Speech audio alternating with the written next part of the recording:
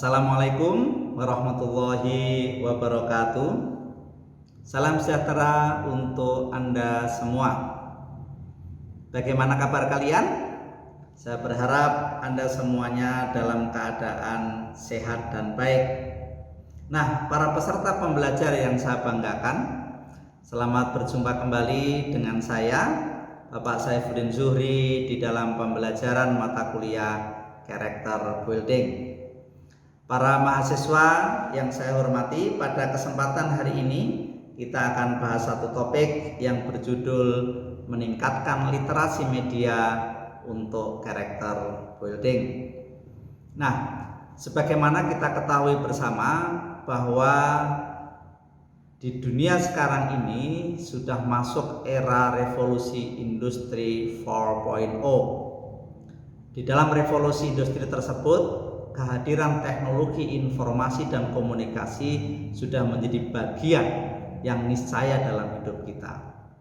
Lihatlah bagaimana budaya dan perilaku kita sehari-hari, hampir bisa dipastikan kita sangat tergantung dengan gadget, kita sangat tergantung dengan jaringan internet. Nah, bagaimana fenomena tersebut dampaknya terhadap pembentukan karakter kita masing-masing? Nah, untuk itu para peserta pembelajar, mari kita belajar bersama dan mari kita kritisi bersama tentang fenomena ini.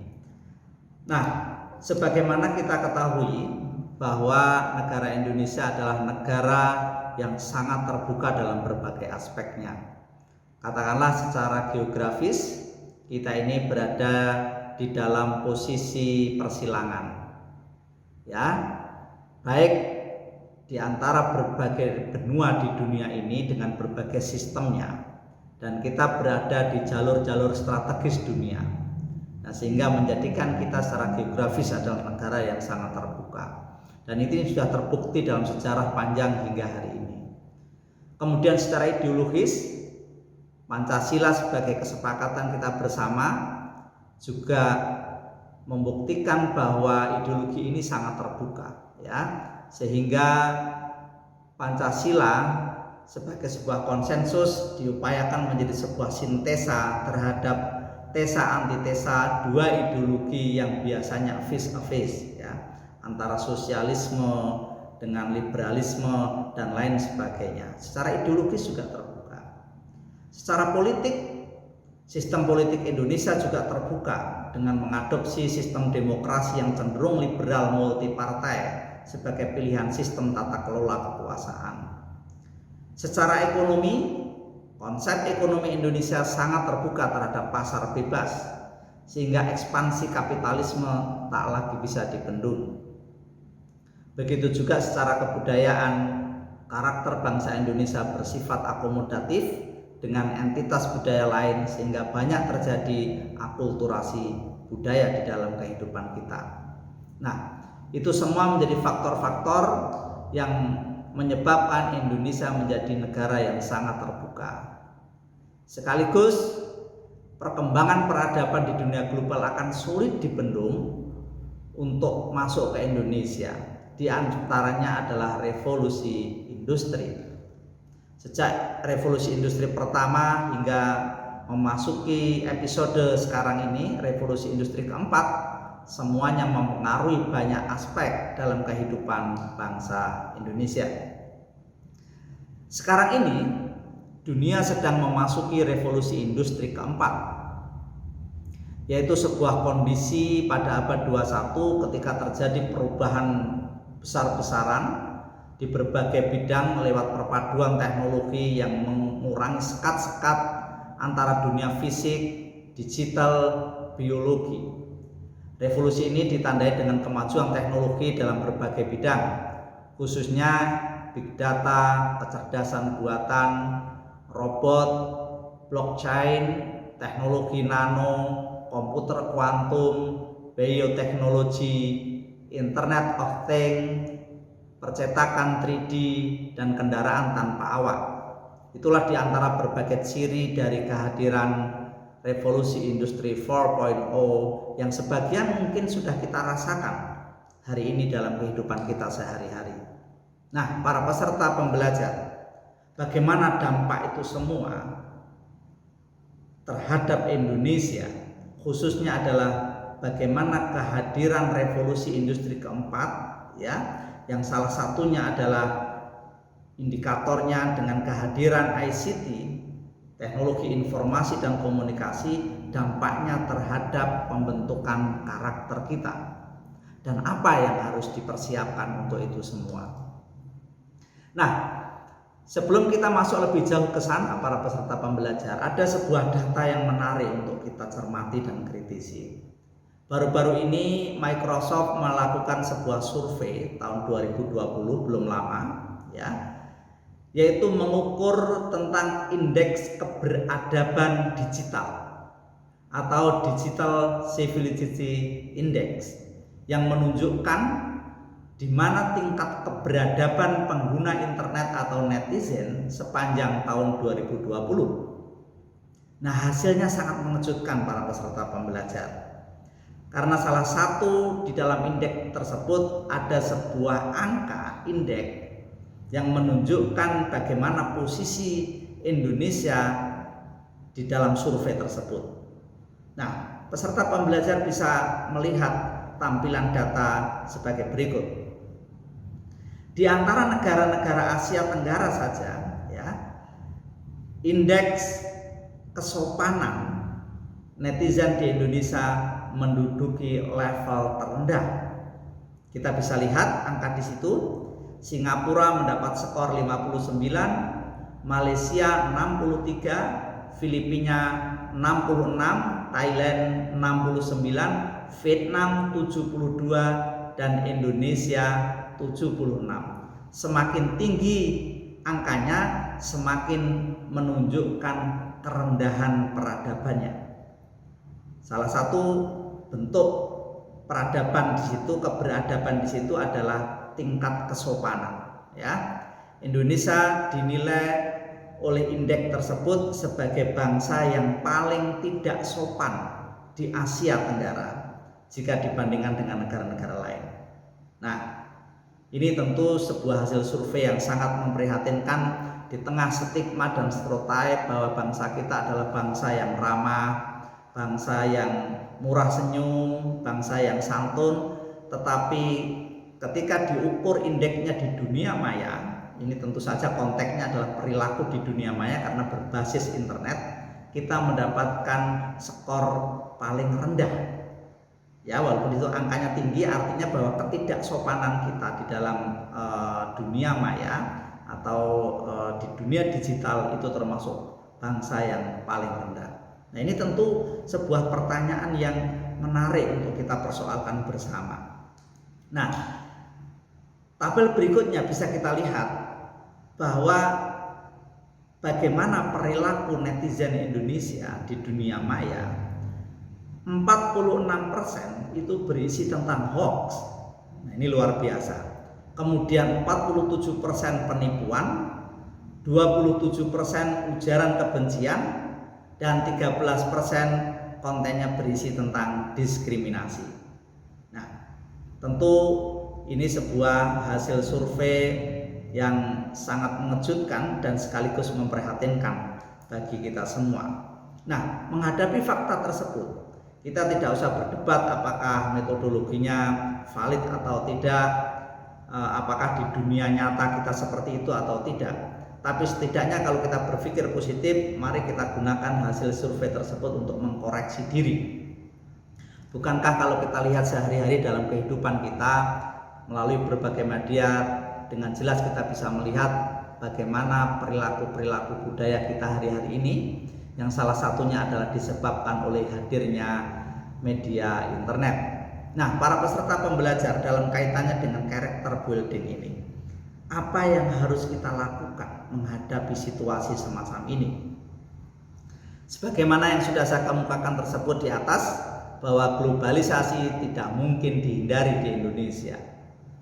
Karena itu, satu hal yang mungkin untuk dilakukan adalah bagaimana menerima kehadiran globalisasi yang ditransformasi menjadi lebih konstruktif dan produktif. sehingga kehadirannya lebih berdampak positif daripada negatif dan lebih berkah daripada musibah. Ini saya kira hal yang harus dijawab. Dalam upaya mentransformasi kehadiran ICT, maka yang lebih mendasar untuk diperhatikan adalah bagaimana menciptakan masyarakat berpengetahuan atau knowledge society, sehingga mampu memahami, memanfaatkan kehadiran teknologi menjadi lebih produktif. Nah, setelah memahami teknologi secara lebih tepat, bagaimana mungkin ketepatan ini bisa dilihat dari dimensi ontologisnya ya. Apa hakikat teknologi, apa itu teknologi, bagaimana syarat-syarat menggunakan teknologi, untuk tujuan apa teknologi itu harus dipahami secara tepat dulu. Nah, setelah itu dipahami, baru kita beranjak pada bagaimana meningkatkan skill atau keterampilan dalam penggunaannya.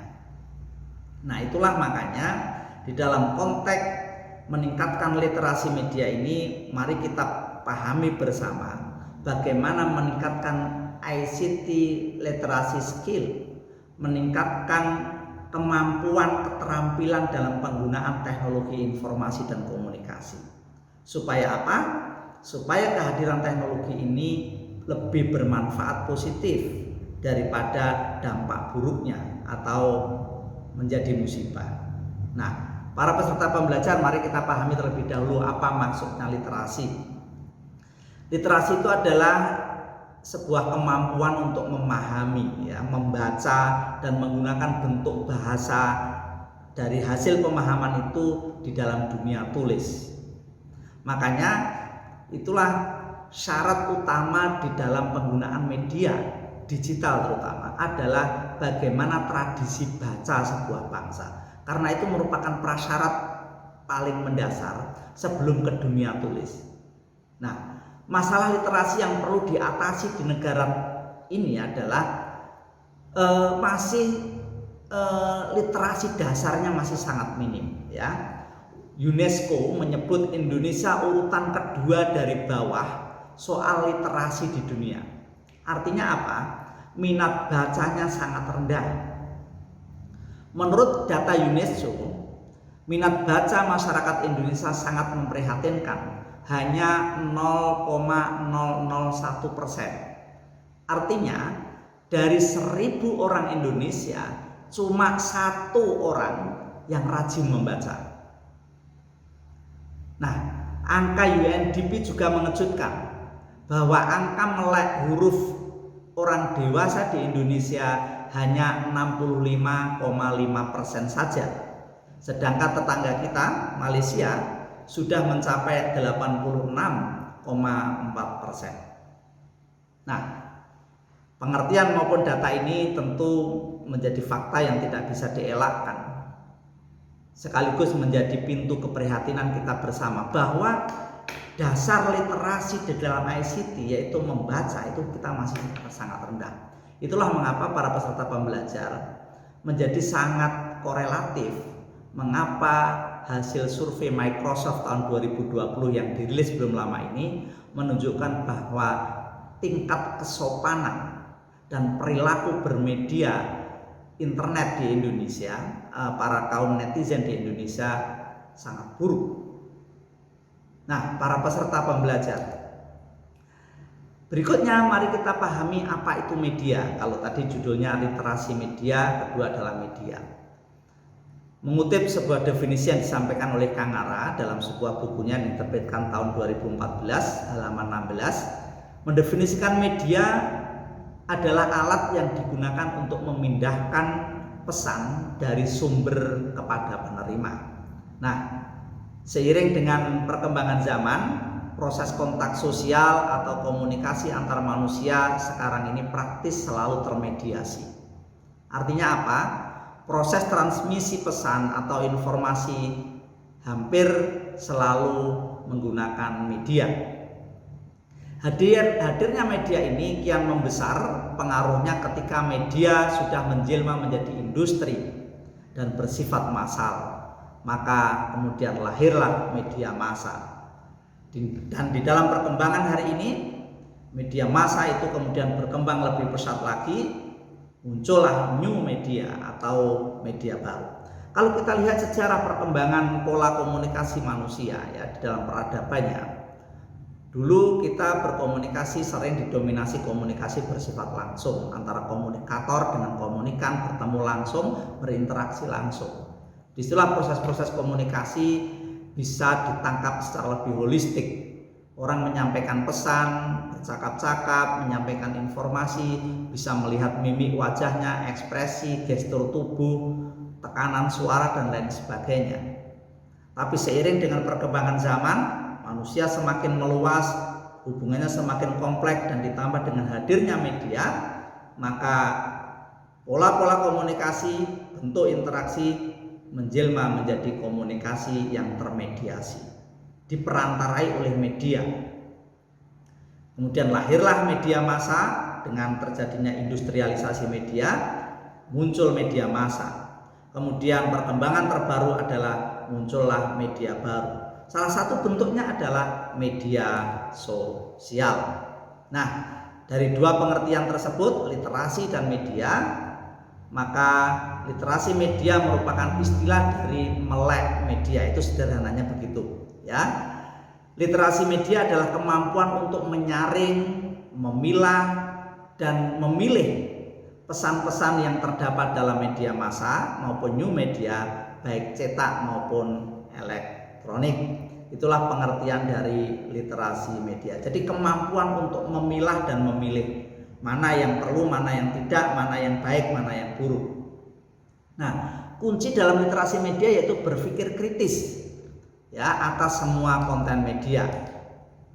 Ada beberapa pertanyaan kritis dalam memilih atau menilai sebuah informasi di media, seperti untuk siapa pesan dalam media itu diperuntukkan, siapa target audien atau khalayak dari pesan tersebut, dari perspektif siapa pesan tersebut disampaikan, menyuarakan siapa pesan itu, dan yang terakhir kepentingan, ideologi, dan nilai-nilai yang melatar belakangi dari pesan yang disampaikan melalui media itu. Nah, inilah beberapa hal yang perlu dikritisi ketika khalayak, audien, publik itu menerima sebuah pesan atau informasi dari media. Itu bisa dilakukan, mungkin dilakukan ketika khalayak penerima pesan tersebut sudah relatif literate atau literasi medianya bagus. Kalau tidak, maka khalayak akan posisinya menjadi konsumen. Para peserta pembelajar, ada berbagai upaya untuk meningkatkan literasi media di masyarakat kita, baik yang dilakukan oleh pemerintah maupun oleh masyarakat sendiri. Tentu saya berharap kita semua menjadi bagian dari peningkatan literasi tersebut. Jangan justru sebaliknya, kita menjadi bagian dari korban media itu sendiri. Tentu ini sangat disayangkan, apalagi posisi Anda adalah sebagai kelompok kaum intelektual. Tentu kita harus selalu meningkatkan literasi kita masing-masing di dalam bermedia, dan kemudian berupaya untuk menyebarkan literasi tersebut kepada lingkungan kita masing-masing.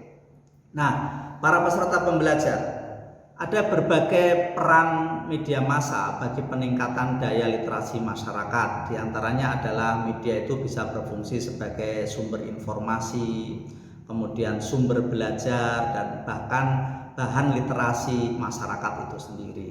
Nah, dengan kita lebih kritis, bisa memilih dan memilah, satu sisi media bisa bermakna positif bagi peningkatan literasi. Nah, berikutnya ada satu fenomena menarik yang akhir-akhir ini mungkin perlu kita kritisi, bukan sekedar media massa, apalagi media massa konvensional ya, yang cetak, apalagi sekarang sudah mati suri dan memasuki era akhir. Banyak media massa konvensional di tingkat dunia bahkan banyak yang gulung tikar. Di Indonesia sendiri beberapa koran populer sudah mulai bangkrut dan hari demi hari menyusut luar biasa. Nah, sekarang ini kehadiran media baru atau new media, salah satu bentuknya adalah medsos atau media sosial. Nah, media sosial ini merupakan saluran atau sarana pergaulan sosial secara online di dunia maya atau berbasis pada internet. Para pengguna atau user media sosial berkomunikasi, berinteraksi, saling kirim pesan, mengupdate status, dan saling berbagi atau sharing dan membangun jaringan atau networking. Nah, menurut pengertian dasar, saya merujuk pada sumber Wikipedia, media sosial merupakan media online dengan para pengguna atau user bisa dengan mudah berpartisipasi, berbagi, dan menciptakan isi meliputi blog, jejaring sosial, wiki, kemudian forum, dan dunia internet. Nah, bedanya kalau media konvensional itu biasanya pola komunikasinya itu satu arah. Tapi kalau media baru ini sudah dua arah ya. Semuanya bisa berposisi sebagai produsen atas pesan maupun informasi. Nah, para peserta pembelajar ada beberapa karakter dari media sosial. Saya merujuk pada Campbell, kemudian Terry, Michelle dalam buku yang berjudul Communication Walk ya. Sebagaimana dikutip di dalam Wikipedia, menyebutkan bahwa media sosial mempunyai ciri-ciri sebagai berikut. Pertama, pesan yang disampaikan tidak hanya untuk satu orang, namun bisa ke berbagai banyak orang. Contohnya pesan melalui SMS atau internet ya. Jadi khalayaknya, sasarannya sangat masif ya, sangat luas.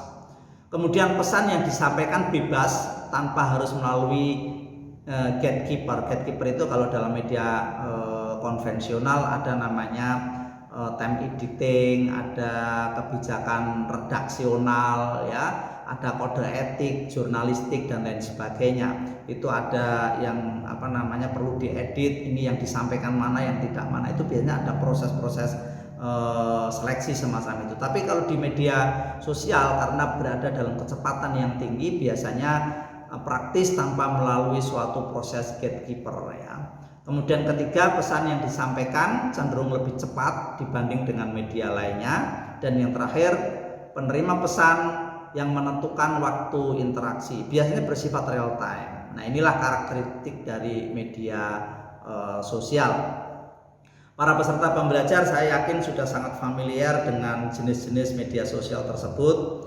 Ada YouTube, WhatsApp, ada Facebook, ada Instagram, ada TikTok, ada Line, ada Twitter, dan lain sebagainya. Nah, saya yakin ini sudah menjadi bagian dari atribut Anda berkomunikasi, bahkan menjadi bagian dari gaya hidup dan identitas Anda. Nah, para peserta pembelajar, tentu media sosial ini atau medsos ini memiliki dampak positif dan dampak negatif. Ya, kalau dampak negatif tadi sebagian sudah saya kemukakan, bagaimana sekarang dalam proses-proses pembentukan identitas, media massa menjadi salah satu rujukan paling dominan generasi muda saat ini. Bahkan di kalangan anak-anak sekalipun, sekarang afiliasi kelompok, cara pembentukan himpunan sosial mereka itu lebih banyak diikat oleh ikatan-ikatan media sosial. Begitu juga sistem jaringannya ya, peranatanya itu banyak merujuk pada media sosial tersebut. Tentu kita bisa saksikan banyak data menunjukkan itu, kriminalitas ya, cybercrime, kejahatan di dunia maya. Indonesia termasuk menjadi catatan hitam di dunia ini yang sering terjadi kejahatan di dunia maya. Nah, tentu yang kita inginkan adalah dampak positifnya ya. Bagaimana kehadiran media sosial ini meningkatkan produktivitas, memperluas jaringan, tapi sekaligus juga ada proses-proses pemaknaan yang lebih positif dan produktif.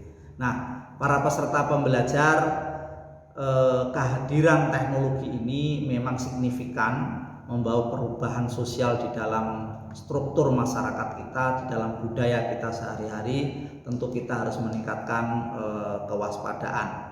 Sekedar untuk sharing saja, bagaimana untuk bijak di dalam bermedsos ya, bermedia sosial. Mungkin diantaranya adalah mari kita biasakan untuk berpikir sebelum mengunggah sesuatu ya. resikonya ditimbang, konsekuensinya ditimbang. Ya karena bukan tidak mungkin tindakan-tindakan di media sosial itu yang sangat mudah dan sangat cepat itu semudah menggerakkan tombol di keypad dari alat-alat komunikasi itu bisa memiliki resiko hukum. Ya, di Indonesia ada undang-undang ITE dan lain sebagainya. Jadi itu cara pertama, yaitu mari kita berpikir ulang, menimbang-nimbang sebelum mengunggah sesuatu. Kedua adalah karena media massa ini sangat terbuka, sangat liar, sangat masif, sangat cepat, maka kita harus bisa mengelola emosi. Orang dengan demikian sangat mudah, sangat spontan untuk merespon sesuatu.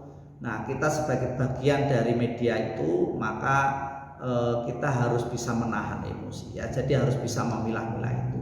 Ketiga adalah bagaimanapun hidup ini harus diimbangi dengan sesuatu yang nyata. Walaupun dunia maya sangat dominan dalam pola-pola interaksi kita, mari kita imbangi dengan hal-hal yang bersifat real dan nyata. Di dalam konteks literasi adalah walaupun Anda mungkin sering merujuk pada sumber-sumber internet, maka imbangi pula dengan membaca buku secara manual. Karena dampak psikisnya, kognisinya itu akan sangat berbeda antara Anda membaca dari layar-layar monitor Anda dengan membaca buku secara manual. Biasanya tingkat memori itu jauh lebih internalisasinya jauh lebih baik membaca buku secara manual. Ya, jadi tetap jangan tinggalkan membaca buku secara manual. Dan keempat tentu saja persoalan etik, ya. Perilaku manusia itu kan dinilai dari dimensi etiknya. Di dunia maya juga ada etikanya, ya. Apalagi kalau di dunia maya rekam jejak itu sangat sulit dihapus. Maka kita harus berhati-hati, harus tetap mengedepankan dimensi etiknya. Dan kelima, mungkin walaupun salah satu karakter dari dunia maya itu adalah privasi sangat sulit untuk dijaga. Apalagi kultur masyarakat kita adalah masyarakat komunal, berbagi. Maka bagaimanapun kalau Anda mengunggah bermedia sosial, maka jagalah privasi. Hal-hal yang bersifat intim, personal, ya, pribadi itu tolong jangan diunggah ke media sosial. Termasuk data-data pribadi. Nah, orang Indonesia ini sering rentan terhadap kejahatan di dunia maya maupun pelaku kejahatan itu sendiri karena begitu mudahnya kita mengumbar, mengupload, mengunggah sesuatu yang sebetulnya bersifat privasi. Nah, itulah para peserta pembelajar bahasan dari kehadiran media baru di dalam kehidupan kita sehari-hari. Nah, kaitannya dengan karakter building adalah mari kita berupaya supaya kehadiran media baru tersebut justru akan memperkuat identitas, akan membentuk karakter building kita yang baik. Nah, saya kira salah satu cara adalah meningkatkan literasi bermedia. Demikian para peserta pembelajar yang bisa saya sampaikan.